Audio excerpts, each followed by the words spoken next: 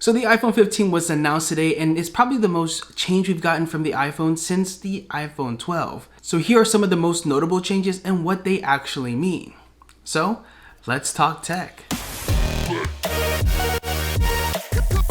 I'm Agent with Ardently Tech, and the first thing you gotta know is that Dynamic Island is here to stay. It's going to be on each one of the iPhone 15 models. For those of you who don't know Dynamic Island, it's the new thing that Apple replaced the top notch on the previous iPhone 14 Pro models. As you can see right there, it basically makes that area a bit more functional than it was when it was just a black screen. In my year of using the 14 Pro with the Dynamic Island, it's been pretty useful in some cases, but not always up to its potential. I feel like it has much more potential than it actually is being utilized. And I'm hoping with the new 15 models all getting Dynamic Island, I'm hoping that changes a little bit with more apps integrating that Dynamic Island into their functionality. The new contoured edges of the 15 is a slight change from the previous models. It's like they took the rounded edges from the iPhone 11 and married the squared off design of the previous 12, 13, 14 models and made them into one. So now you have a little bit more rounded edges in the back, and I feel like that's gonna feel really comfortable in hand. And the brightness on the iPhone 15 and the 15 Plus are gonna get a lot brighter than the predecessor, and it's gonna get up to 2000 nits of brightness, which means it's matching the brightness of my iPhone 14 Pro. A feature that was exclusive to the Pro models last year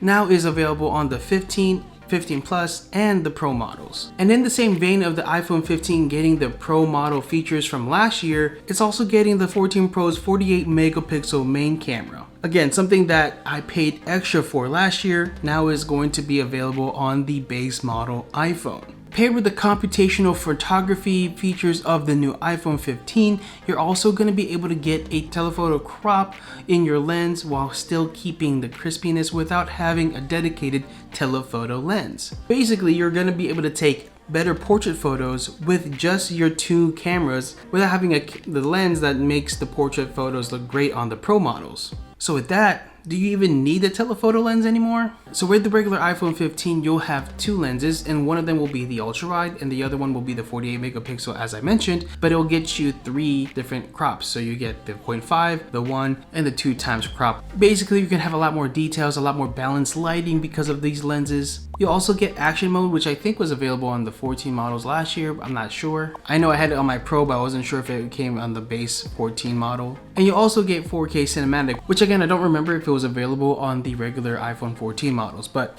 it is there now. But the cool thing about the new iPhone 15 cameras and the computational photography, you have control over your focus and depth. Just like in cinematic mode, you can edit who's in focus in those after you've recorded the video. You can now do that with photos as well, and that's gonna be really interesting. Another cool thing that's new to the iPhone 15 is the new precision iPhone finding with your Find My Friends. So if you are trying to meet up with somebody and you're sharing each other's location, you can now have that precision finding like you do with an AirTag with your friend's iPhone. I don't know if they have to have an iPhone 15 as well, or if they can have an older model, but that's pretty cool. In a new addition to the satellite features that was announced last year of the 14 models, you can now use the satellite system for roadside assistance with the 15 and I guess any other model. At the very least, you can do it with the 14 and the 15. I'm sure it's gonna come in handy in those times where you get stuck on a road trip and you don't have any service. It really just sounds like a beginning of a horror movie, but hopefully that never happens to you.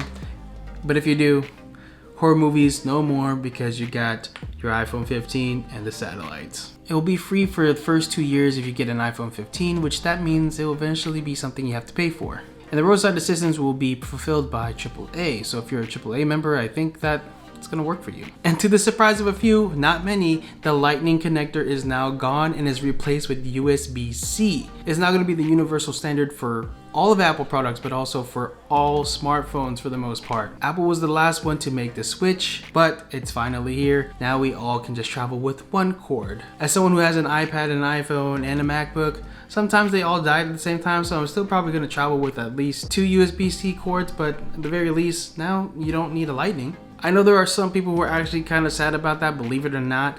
I know there's also a ton of us who were really excited about this news. So let me know in the comments, are you excited about USB-C or are you not? The prices will still stay the same with the 6.1 model starting at $800 and this Plus model 6.7-inch display starting at $900. Both will come at the base of 128 gigabytes of storage. With the Pro models, there's actually about only 3 to 4 things that change. I mean, granted, there are 3 to 4 big changes, but they're still smaller compared to what the 15 went through. But before I go on to do that, make sure to like this video if you enjoyed it so far, and subscribe to our channel for more videos like this to let us know that you want to see more content about the iPhone 15, maybe even about the Apple Watches and other things that were announced today. Here at Ardently Tech, we believe tech was made to make our lives easier, so we're here to help you discover and understand new tech that improves your life. The first new thing of the iPhone 15 Pro is the new titanium. There is no more stainless steel. That has been the Pro standard for I guess since the 11 Pro, or maybe even the 12 Pro, the 10 Pro, 10XS. I don't remember the numbers anymore. Anyway, it's been the standard for a long time that we use stainless steel. Now it's titanium, which is not only more durable, it's actually lighter. We saw Apple use titanium in the Apple Watch Ultra for the first time last year, and now they're bringing it to the Pro model iPhones, and I'm sure that'll eventually go into maybe an iPad as well in the future. It'll come in black titanium, white titanium, blue titanium, and raw titanium, which I think is more like a sandy looking color, but looks cool. They also have the contoured edges in the back and the USB-C as well. And I think the USB-C is faster on the Pro models, which can allow you to record in ProRes 4K 60 frames per second and a few other very specific niche things for people who are creatives. But if you're interested about those creative ways of using the iPhone, let me know in the comments below and I'll try to make a video about that. The other new feature is the new 5x optical zoom on the iPhone 15 Pro Max model only. It is not available on the iPhone 15 Pro, just the Pro Max. With that 5x optical zoom, you're able to get 7 different focal lengths. So you're shooting in macro, the 13mm, 24mm, 28mm, 35mm, 48mm, and the new 120mm focal length, which is really great for faraway shots, for people who are trying to take videos of sports or of animals from far away, anything that where your subject's a lot farther than you need to be. You can zoom in and it will still be nice and sharp. Again, with the new computational photography system that they have going on, these photos are going to be crispy no matter what. The main camera and the ultra wide also got a little bit of a spec bump. They're still the same megapixel wise, but they will be performing a little bit better.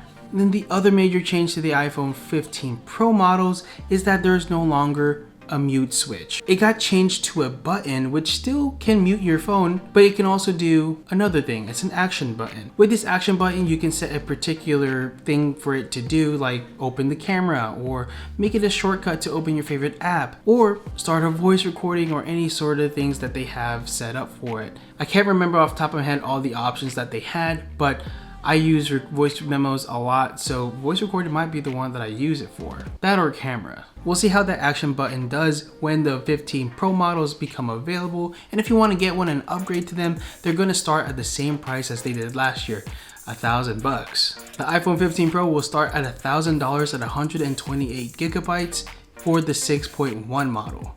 For the Pro Max model, it's going to start at 256 gigabytes, but at $1,200. So the Pro Max model will no longer come in the 128 gigabytes, it will start at 256. And as they mentioned at the event, it is the same price as it was at the 256 gigabyte models. So the prices didn't necessarily raise, it's just they stopped selling the 128 gigabyte model, which, yeah, makes sense. But let me know, are you upgrading to the iPhone 15 Pro? Did this video help you understand a little bit more about the iPhone 15 new features? And if there's anything that I missed or if you have any questions about, let me know in the comments below.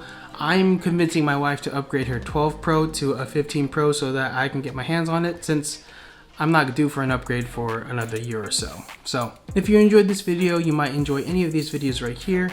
Otherwise, we'll see you in the next one. Peace.